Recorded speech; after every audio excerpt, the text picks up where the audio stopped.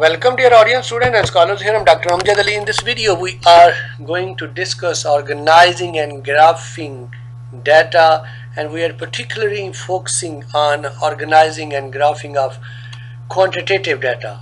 So for this purpose, let me first explain the frequency distribution for quantitative data.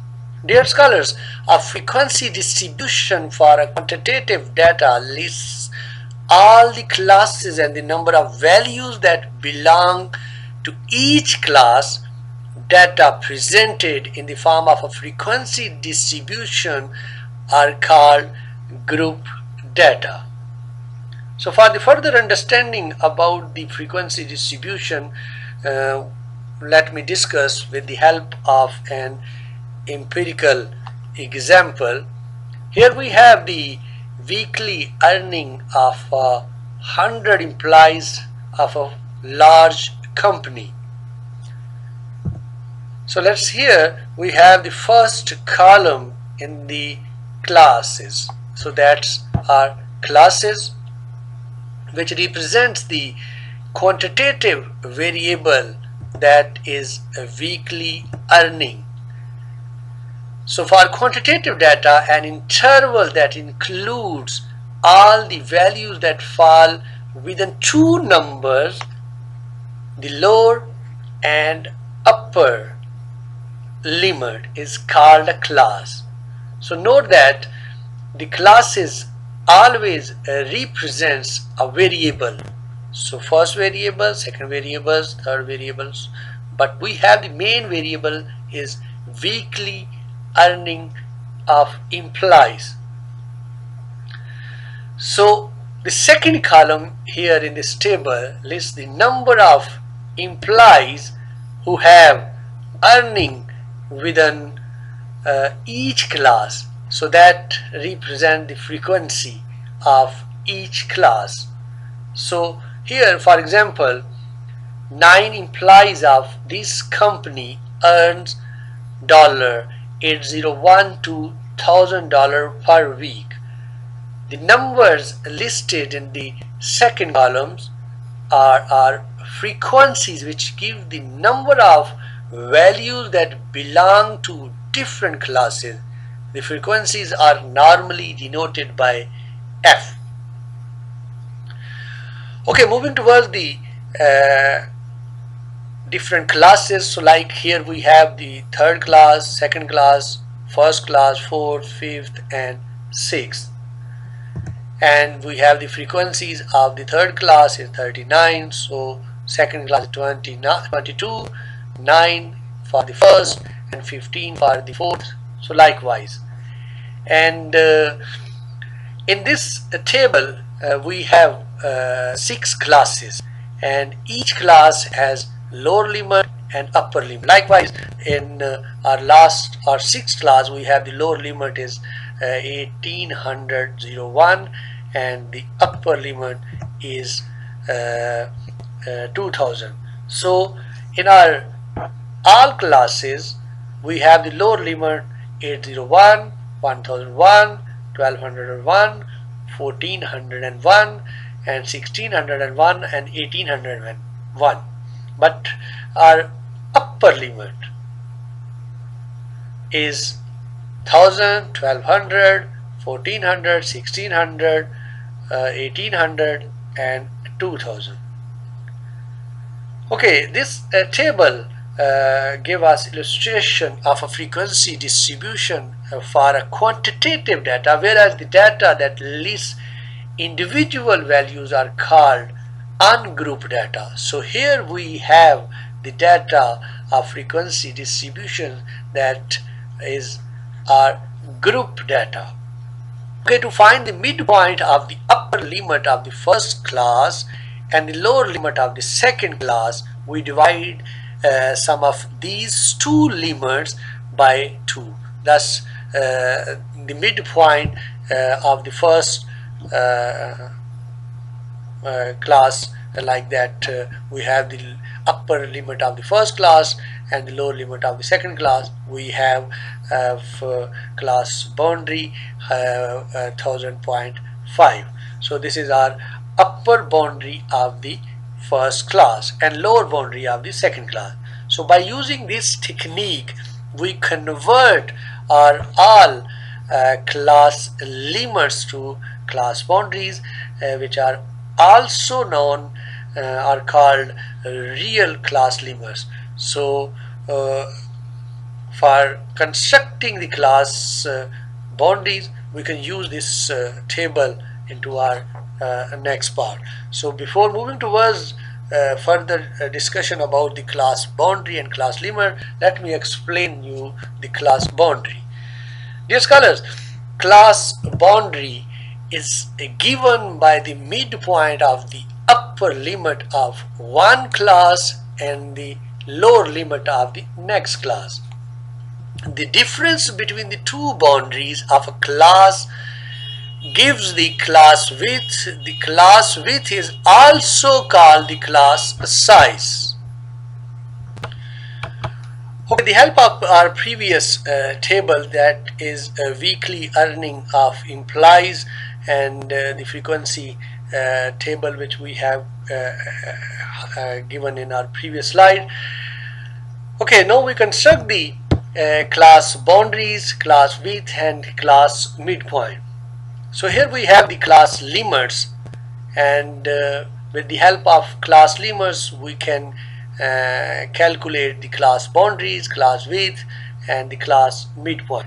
So class width, we have upper boundary minus lower boundary. So this is our class width. We have to make we have to get the difference between this and this, we get the class width. So normally we have the same class width for all classes or all class boundaries. So class width of the first class we get 200. So likewise class midpoint, we get the class midpoint like we add up lower limit and upper limit divided by 2, and likewise we get the first class midpoint 900.5. Okay, dear scholars, keep it in mind that here we write the classes using class boundaries. We write to less than to ensure that each class belongs to one and only one class. As we can see that the upper boundary and lower boundary of succeeding class are same. Okay, constructing a frequency table, while constructing of the frequency table of quantitative data, we have three major decisions to make before the construction of frequency tables of quantitative data. The first one is the number of classes.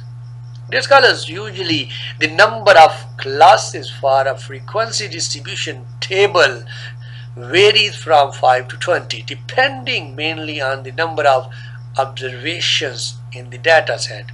It is preferable to have more classes as the size of data set increases. The decision about the number of classes is normally depend upon the choice of a researcher or data organizers. Okay, class width. Second is class width. Although it is not uncommon to have classes of different size, most of time it is preferable to have the same width for all classes. To determine the class width when all classes are the same size, first find the difference between the largest and smallest value in the data. Then approximate width of a class is obtained by dividing this difference by the number of desired classes. Likewise, approximate class width divided or equal to largest value minus smallest value divided by number of classes. So normally approximate class width is around to convenient number which is then used as a class width. Note that rounding this number may slightly change as the number of classes initially we have intended. Third point, our third decision is lower limit of the first class are the starting point. Any convenient number that is equal to or less than the smallest value in the data set can be used as a lower limit of the first class. So for the further understanding about the main three decisions, let me give you an empirical example. So here we have the data of the total number of iPods sold by a mail order company on each 30 days. Construct a frequency distribution table with the help of this raw data. So if you see carefully that we have the minimum value 5 and we have the maximum value 29.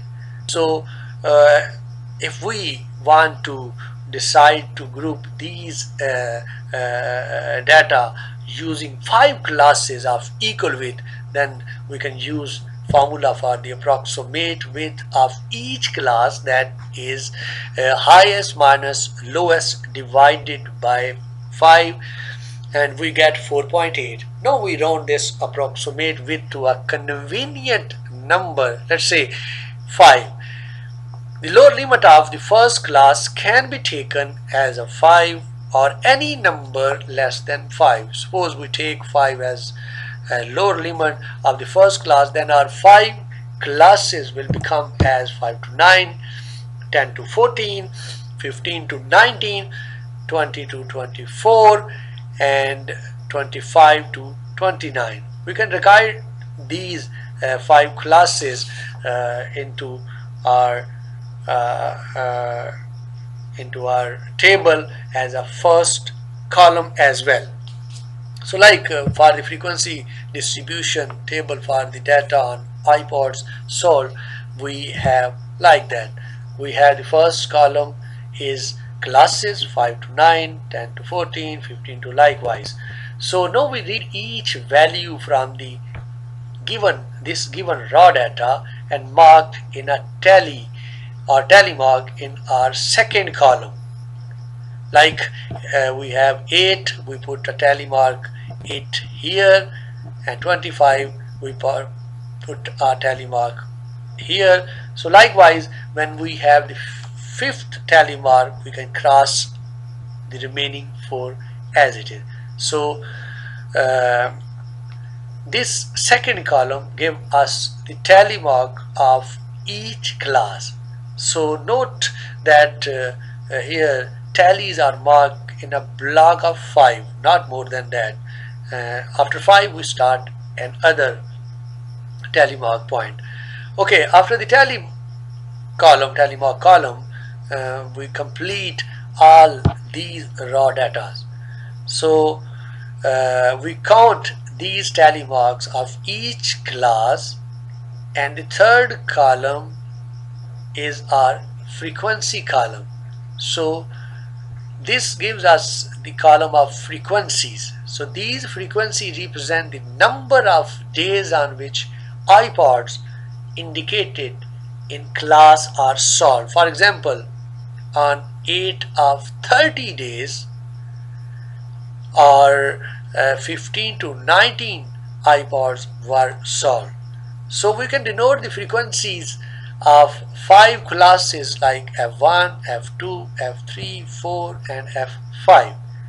So likewise, our F1 is equal to 3, F2 is equal to 6, F3 is equal to 8, 4 is equal to 8 and 5 is equal to 5. So by using the sigma notation, we can denote the sum of frequencies of all classes, like sigma f is equal to 30. We are adding all the frequency. So the number of observation in a sample is usually denoted by a small letter n, but for the population we can use the uppercase or capital letter N. So note that when we present the data in the form of frequency table, one of the biggest weakness of the frequency table is that we lose the information on individual observation. We cannot know the exact numbers of iPods sold on any given day from this table. So all we know is that for 3 days 5 to 9 iPods were sold and so forth likewise. So let's discuss about the relative frequency and percentage distribution. With the help of our previous table, we can use this previous table for the easiness here. Now we compute the relative frequency and percentage distribution. The relative frequency can be calculated as relative frequency of a class is equal to frequency of that class divided by sum of all frequency, that is f divided by sigma f or summation f, and the percentage is equal to relative frequency multiplied by 100. So let's see how we calculate the percentage or relative frequency distribution. Okay, the relative frequency and the percentage of the data can be calculated likewise. So here we have the iPod sold, and we get this is our class limit, and from the class limit we get the class boundaries, and from this class boundary we have the relative each class frequency 3, 6, 8, 8 and 5, and we have the summation that is equal to 30, and we divide each class frequency by 30 and we get our relative frequency, and by multiplying this relative frequency by 100 we get the percentage. So we can make statement here that the percentage days with iPods sold within a certain interval. For example, in our 20% of the days 10 to 14 iPods were sold. By adding the percentage for the first two classes, likewise we can state that 5 to 14 iPods were sold in 30% of the days. So similarly, by adding the percentage of the last two classes, likewise we can state that 20 to 29 iPods were sold on 43.4% of the days. Okay, graphing of group data. Likewise, we can say that graphing of quantitative data. In this session we will present the graphing of quantitative group data. We can use two graphical representation here, the histogram and the polygon. So let me explain first histogram. Dear scholars, a histogram is a graph in which classes are marked on the horizontal axis and frequencies, relative frequencies or percentages are marked on the vertical axis. The frequencies, relative frequencies or percentages are represented by the heights of the bars. In a histogram, the bars are drawn adjacent to each other. So a histogram can be drawn for a frequency distribution or a relative or a percentage distribution. We first mark the class on the horizontal axis. Likewise, we have the classes on a horizontal axis and frequencies on a vertical axis. In the quantitative data, we have the adjacent bars, but in our bar graph, when we construct the qualitative qualitative data graphical presentation, we cannot make these bars to adjacent to each other. Okay, this is somehow the representation of our histogram for the quantitative data. Okay, shapes of the histogram. A histogram can assume any one of a large number of shapes. The most common of these shapes is, first one is symmetric, skewed, uniform, or a rectangular. So a symmetric histogram look like that. When we are talking about a symmetric histogram, it is identical on the both sides. So here we can see that we have a one height, and we have same type of or same trend right side and same trend on left side, and likewise we have the height and lowest point and highest point are same. So this representation is our symmetric histogram shape. Moving toward the skewed. Okay, when we're talking about the skewed, it look like that. A skewed histogram is non-symmetric. For a skewed, its tail may be on the right side, may be on the left side. So normally this is positive skewed, and this is known as negative skewed. Okay, there is the third form or third kind or shape of histogram, that is uniform or rectangular. It look like that. A uniform or a rectangular histogram have the same frequency for each class. So somehow this is our different shapes of our histogram. Okay, moving towards the polygon graphical presentation. So by talking about the polygon, a graph formed by joining the midpoints of the tops of successive bars in a histogram with a straight line is called a polygon. When we're talking about the polygon, so this is somehow the alternative of histogram that is used for the quantitative data graphical presentation. To draw a frequency polygon, we first mark a dot above the midpoint of each class at a highest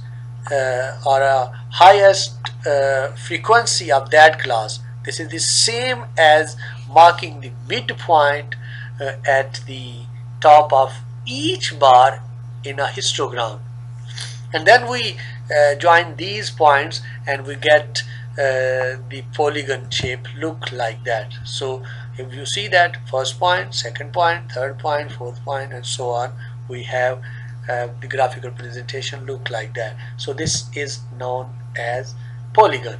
So for any large data set, as the number of classes is increased, the frequency polygon eventually becomes a smooth curve likewise. Such a curve is called a frequency distribution curve, or a simple frequency curve. It is look like normally a bell shape.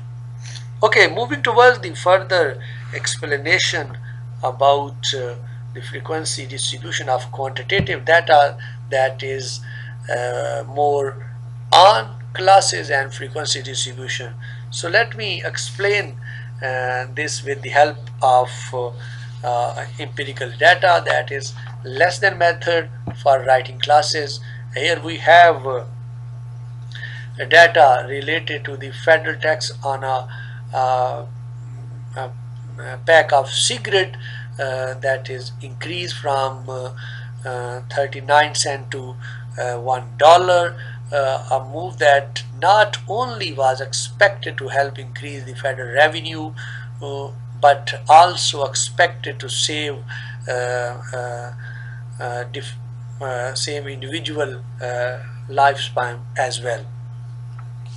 So here we have the tax rate of different states in USA. So first we have to make the classes of this data set, and then frequency, then relative frequency, and then percentage frequency on the basis of this raw data. Here we have the raw data. So let's solve this raw data. First we have to see the minimum value in this data set, that is 1.08. that is 1.08. Where is 1.08? 1.08. That is 1.08, and highest is 3.76, and we have highest 3.76. Let me highlight where is this is 3.76. So for the class limit or approximate class width, we have this formula, that is approximate class width of the class, that is highest value minus lowest divided by the number of classes which you have to decide to make. So here we have 0.45.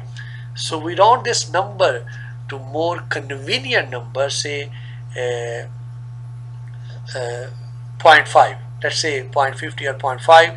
Then we take 0.5 as the width of each class. We take a lower limit of the first class is equal to, like that is our lower class limit is with the help of approximation we have 1 is the lower limit, and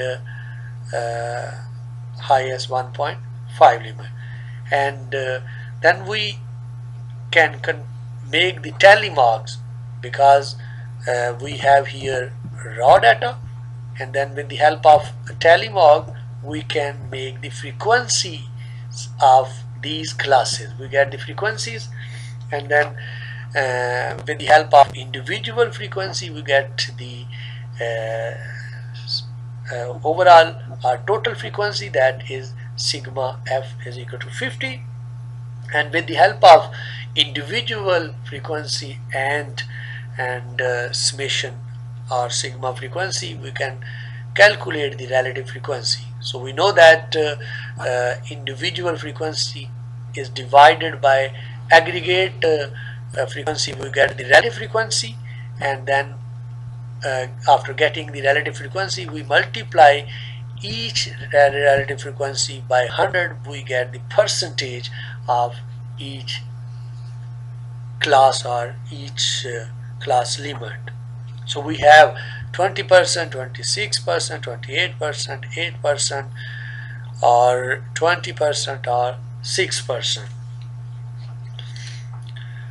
Okay, let me discuss about single valued class. Dear scholars, sometime we have data which give us or which permits us to make a single valued class.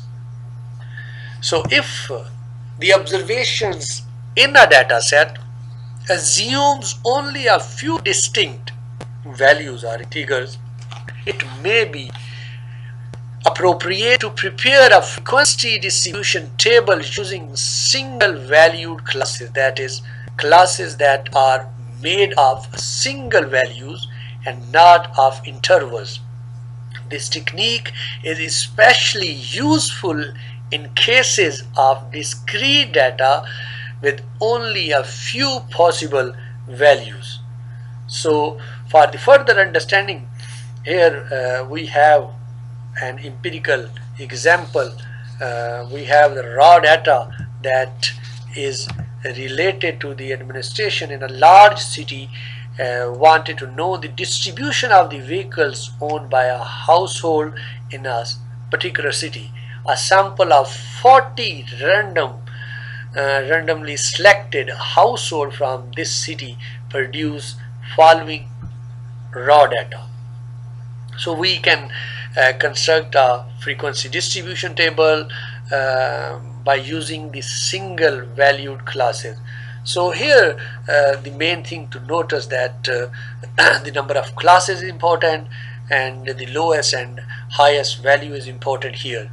So if we want to make the six distinct class or six distinct values here, like we have the lowest value 0 and we have the highest value 5. So we have to make the classes 0, 1, 2, 3, 4 and 5 likewise. So we can make the frequency distribution like we have the variables vehicle own, so we have 0, 1, 2, 3, so on. So here we have the raw data, and with this raw data we make the tally marks. So although we have not put the tally mark here because our video lecture may be become lengthy and boring for you, so that's why we are excluding such type of information. So with the tally mark we get the frequency of individual class, and we have the frequency of all classes as a sum of the frequencies, that is 40. So here we can see that with the help of single class we can, a single number class, we can calculate frequency, and obviously we can calculate its relative frequency, its percentage, or whatever the other things we can get in our full class or two value class limits.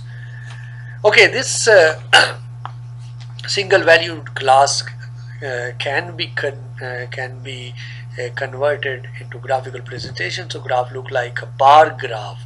So you can see here a bar graph which is not adjacent to one another.